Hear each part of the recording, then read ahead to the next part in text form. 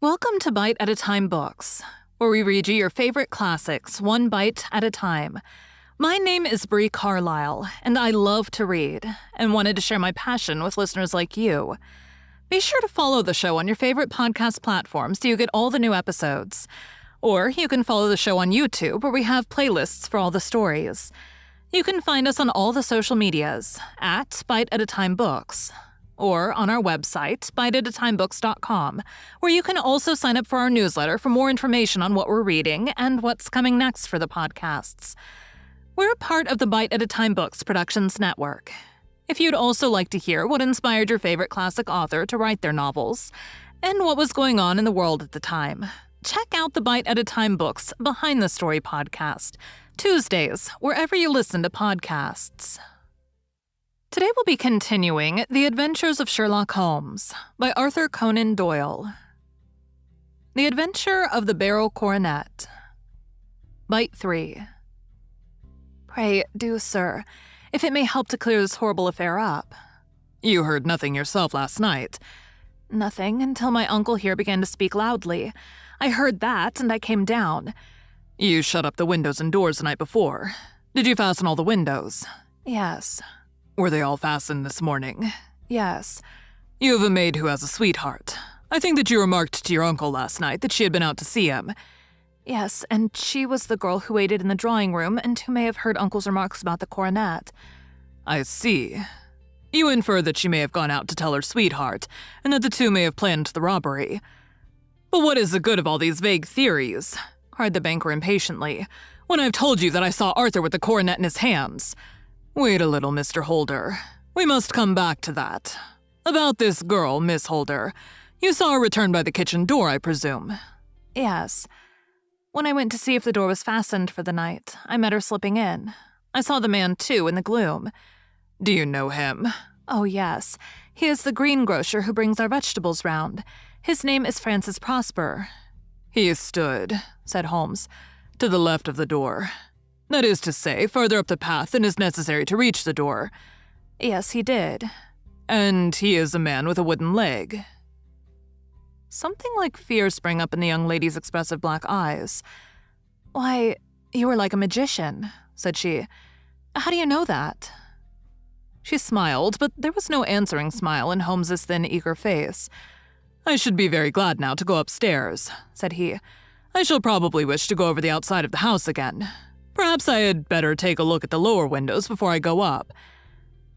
He walked swiftly round from one room to the other, pausing only at the large one which looked from the hall onto the stable lane. This he opened and made a very careful examination of the sill with his powerful magnifying lens. Now we shall go upstairs, said he at last.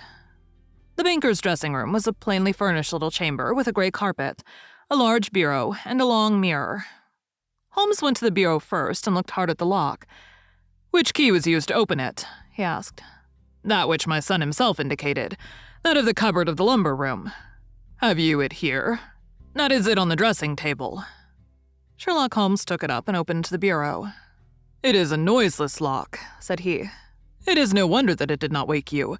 This case, I presume, contains the coronet. We must have a look at it. He opened the case, and taking out the diadem, he laid it upon the table. It was a magnificent specimen of the jeweler's art, and the 36 stones were the finest that I'd ever seen.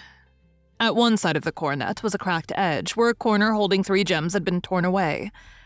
Now, Mr. Holder, said Holmes, here is the corner which corresponds to that which has been so unfortunately lost. Might I beg that you will break it off? The banker recoiled in horror. I should not dream of trying, said he. Then I will. Holmes suddenly bent his strength upon it, but without result. I feel it give a little, said he. But though I'm exceptionally strong in the fingers, it would take me all my time to break it. An ordinary man could not do it. Now what do you think would happen if I did break it, Mr. Holder? There would be a noise like a pistol shot. Do you tell me that all this happened within a few yards of your bed and that you heard nothing of it?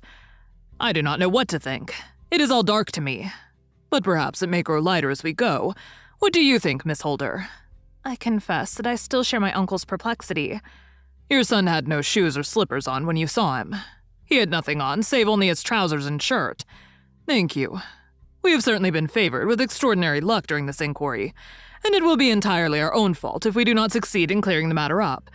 With your permission, Mr. Holder, I shall now continue my investigation outside."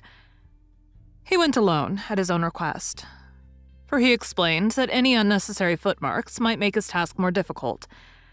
For an hour or more he was at work, returning at last with his feet heavy with snow and his features as inscrutable as ever. "I think that I have seen now all that there is to see, Mr. Holder," said he. "I can serve you best by returning to my rooms. But the gems, Mr. Holmes, where are they? I cannot tell." The banker wrung his hands. "I shall never see them again," he cried. "And my son, you give me hopes. My opinion is in no way altered. Then for God's sake, what was this dark business which was acted in my house last night? If you can call upon me at my Baker Street rooms tomorrow morning between 9 and 10, I shall be happy to do what I can to make it clearer. I understand that you give me a carte blanche to act for you, provided only that I get back the gems, and that you place no limit on the sum I may draw. I would give my fortune to have them back. Very good. I shall look into the matter between this and then. Goodbye. It is just possible that I may have to come over here again before evening." It was obvious to me that my companion's mind was now made up about the case, although what his conclusions were was more than I could even dimly imagine. Several times during our homeward journey, I endeavored to sound him upon the point, but he always glided away to some other topic, until at last I gave it over in despair. It was not yet 3 when we found ourselves in our rooms once more. He hurried to his chamber and was down again in a few minutes, dressed as a common loafer, with his collar turned up, his shiny, seedy coat, his red cravat, and his worn boots. He was a perfect sample of the class. "I think that this should do," said he, glancing into the glass above the fireplace. "I only wish that you could come with me, Watson, but I fear that it won't do. I may be on the trail in this matter, or I may be following a will-o'-the-wisp, but I shall soon know which it is. I hope that I may be back in a few hours." He cut a slice of beef from the joint upon the sideboard, sandwiched it between 2 rounds of bread, and thrusting his rude meal into his pocket, he started off upon his expedition. I had just finished my tea when he returned, evidently in excellent spirits, swinging an old elastic-sided boot in his hand. He chucked it down into a corner and helped himself to a cup of tea. "I only looked in as I passed," said he. "I'm going right on."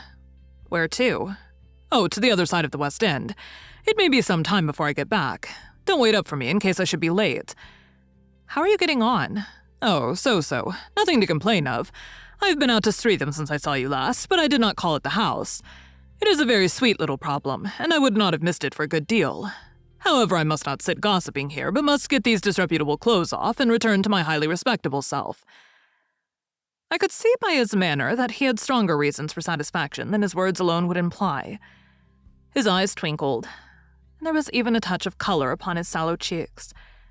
He hastened upstairs, and a few minutes later I heard the slam of the hall door, which told me that he was off once more upon his congenial hunt.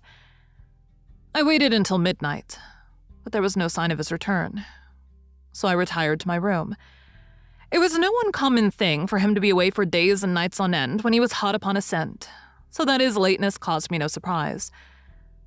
I do not know at what hour he came in, but when I came down to breakfast in the morning, there he was with a cup of coffee in one hand and the paper in the other, as fresh and trim as possible. "You will excuse my beginning without you, Watson," said he, "but you remember that our client has rather an early appointment this morning." "Why, it is after 9 now," I answered. "I should not be surprised if that were he. I thought I heard a ring." It was, indeed, our friend the financier. I was shocked by the change which had come over him, for his face, which was naturally of a broad and massive mold, was now pinched and fallen in, while his hair seemed to me at least a shade wider. He entered with a weariness and lethargy, which was even more painful than his violence of the morning before, and he dropped heavily into the armchair which I pushed forward for him. "I do not know what I've done to be so severely tried," said he. "Only 2 days ago I was a happy and prosperous man without a care in the world. Now I'm left to a lonely and dishonored age. Our sorrow comes close upon the heels of another. My niece Mary has deserted me." "Deserted you?" "Yes, her bed this morning had not been slept in. Her room was empty, and a note for me lay upon the hall table. I had said to her last night in sorrow and not in anger that if she had married my boy, all might have been well with him. Perhaps it was thoughtless of me to say so. It is to that remark that she refers in this note." My dearest uncle, I feel that I've brought trouble upon you, and that if I had acted differently, this terrible misfortune might never have occurred. I cannot, with this thought in my mind, ever again be happy under your roof, and I feel that I must leave you forever. Do not worry about my future, for that is provided for. And above all, do not search for me, for it will be a fruitless labor and an ill service to me. In life or in death, I am ever your loving, Mary. What could she mean by that note, Mr. Holmes? Do you think it points to suicide? No, nothing of the kind. It is perhaps the best possible solution. I trust, Mr. Holder, that you are nearing the end of your troubles. Ha, you say so. You've heard something, Mr. Holmes. You've learned something. Where are the gems? You would not think £1,000 apiece an excessive sum for them. I would pay 10. That would be unnecessary. 3,000 will cover the matter. And there is a little reward, I fancy. Have you your checkbook? Here's a pen. Better make it out for £4,000. With a dazed face, the banker made out the required check. Holmes walked over to his desk, took out a little triangular piece of gold with 3 gems in it, and threw it down upon the table. With a shriek of joy, our client clutched it up. "You have it," he gasped. "I am saved! I am saved!" The reaction of joy was as passionate as his grief had been, and he hugged his recovered gems to his bosom. "There is one other thing you owe, Mr. Holder," said Sherlock Holmes rather sternly. "Oh!" He caught up a pen. "Name the sum, and I will pay it. No, the debt is not to me. You owe a very humble apology to that noble lad, your son, who has carried himself in this matter as I should be proud to see my own son do should I ever have a chance to have one. Then it was not Arthur who took them. I told you yesterday, and I repeat today, that it was not. You are sure of it? Then let us hurry to him at once to let him know that the truth is known. He knows it already. When I had cleared it all up, I had an interview with him, and finding that he would not tell me the story, I told it to him, on which he had to confess that I was right and to add the very few details which were not yet quite clear to me. Your news of this morning, however, may open his lips. For heaven's sake, tell me then, what is this extraordinary mystery? I will do so, and I will show you the steps by which I reached it. And let me say to you first, that which it is hardest for me to say and for you to hear. There has been an understanding between Sir George Burnwell and your niece Mary. They have now fled together. My Mary? Impossible. It is unfortunately more than possible, it is certain. Neither you nor your son knew the true character of this man when you admitted him into your family circle. He is one of the most dangerous men in England, a ruined gambler, an absolutely desperate villain, a man without heart or conscience. Your niece knew nothing of such men. When he breathed his vows to her, as he had done to 100 before her, she flattered herself that she alone had touched his heart. The devil knows best what he said, but at least she became his tool and was in the habit of seeing him nearly every evening. I cannot and I will not believe it, cried the banker with an ashen face. Thank you for joining Bite at a Time Books today, while we read a bite of one of your favorite classics. Again, my name is Bree Carlile, and I hope you join us tomorrow for the next bite of the adventures of Sherlock Holmes. If you enjoyed our show, be sure to follow us so you get all the new episodes. We would also love for you to drop us a rating on your favorite podcast platform. You can catch us on all the social medias at Bite at a Time Books, or check out our website, biteatatimebooks.com, where you can sign up for our newsletter. Our show is part of the Bite at a Time Books Productions Network.